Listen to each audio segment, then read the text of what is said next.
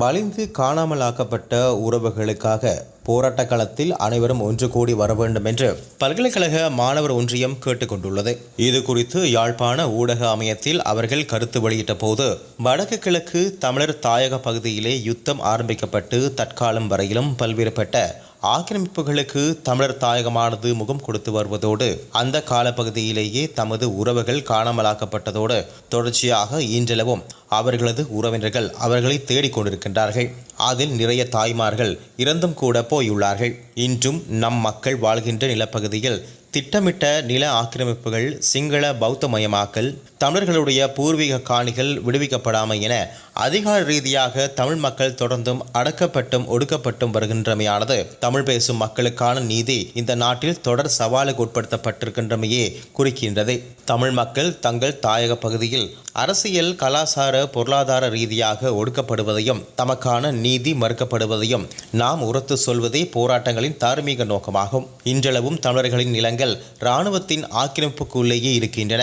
வலிகாமம் கிழக்கு காணிகள் இராணுவத்தினரால் சுவீகரிக்கப்பட்டு விடுவிக்கப்படாத நிலையிலேயே எங்கள் மக்கள் தொடர்ந்தும் போராடி வருகின்றார்கள்.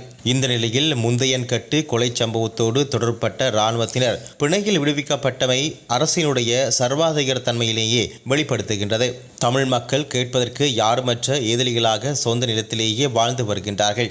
ஆட்சிக்கு வரும் முன் அரசியல் கைதிகளின் விடுதலையை பற்றி கதைத்த அரசாங்கம் ஆட்சி பீடம் ஏறி அரசியல் கைதிகளை விடுவிக்க முடியாது என்று சொல்லியிருப்பது அரசாங்கத்தின் மீதான நம்பகத்தன்மை இன்மையையே காட்டுகிறது. கொக்கு தொடுவாய் மற்றும் செம்மணி மனித புதைகுழிகளில் இருந்து தமிழ் சமூகத்தின் மீதான இனப்படுகொலை மெட்ட வெளிச்சத்துக்கு வருவது தெரிந்தும் எந்த நீதியும் இதுவரை எட்டப்படவில்லை.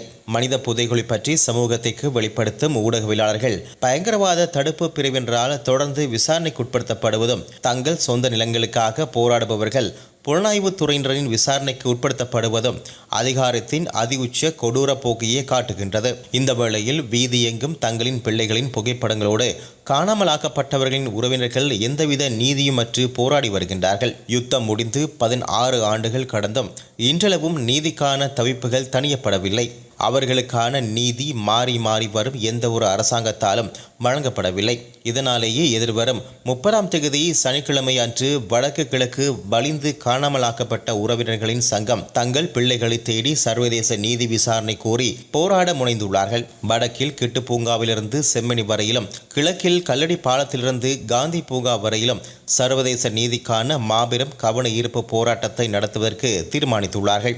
யாழ் பல்கலைக்கழக மாணவர்களாக அவர்களது போராட்டத்திற்கு முற்றுமுழுதான ஆதரவினை வழங்குவதோடு பக்கபலமாகவும் இருப்போம் என்று உறுதியளிக்கிறோம்.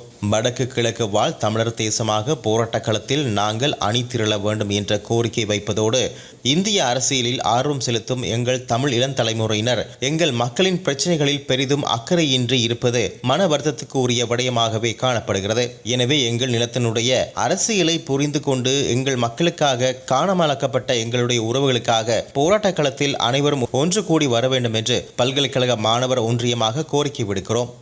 இதுபோன்ற மேலும் செய்திகளுக்காக ரூபம் தொலைக்காட்சியோடு இணைந்திருங்கள். ரூபம் தொலைக்காட்சி செய்திகளுக்காக கொழும்பிலிருந்து கிருஷ்ணா.